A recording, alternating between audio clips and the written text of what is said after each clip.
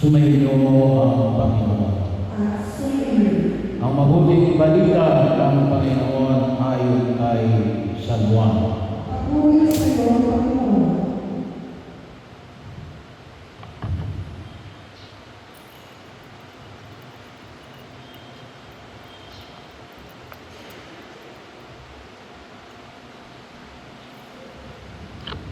Kinagabihan ng linggo iyon, ang mga alagad ay nagkakatipon, nakapilig ang mga pinto ng bahay na kanilang pinagtitipunan dahil sa takot nila sa mga Hudyo.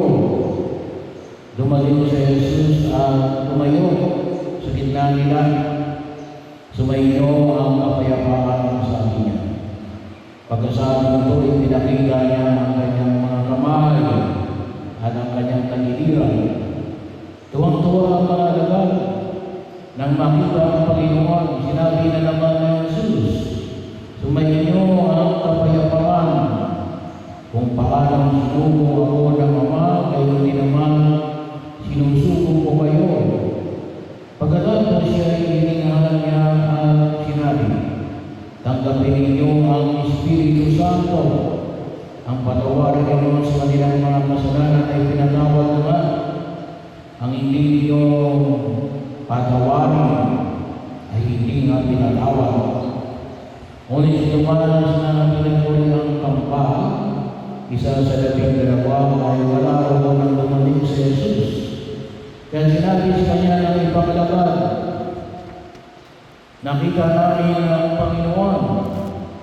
Sumagot si Tomas, hindi ako maniniwala hanggang hindi ko nakikita ang butas ng mga pako sa kanyang mga kamay at may susunod dito ang aming daliri at hanggang hindi ko napapasok ang aming kamay sa kanyang daliliran.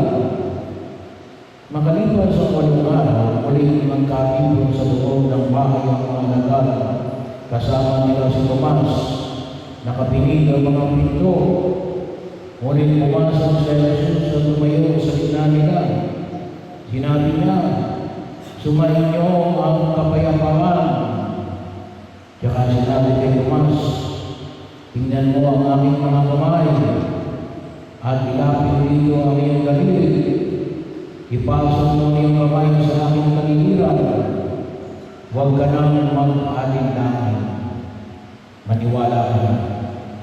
Sumagot si Tomas, Panginoon ko at Diyos ko. Sinabi sa kanya ni Jesus, naniniwala ka na ba sapagkat nakita mo ako? Mapalad ang maniniwala ka ay hindi nila ako nakita. Marami pang kababalagang ginawa si Jesus na nasaksihan ng mga alagad, ngunit hindi nagtatala sa angkan na ito. Ang mga nagalagay ay sinulat upang sumampalataya ngayon sa Jesus, ang Mesiyas, ang anak ng Diyos, at sa gayon magkaroon ng buhay sa pamamagitan niya. Ang mabuting balita ng Panginoon. Pinupuri na namin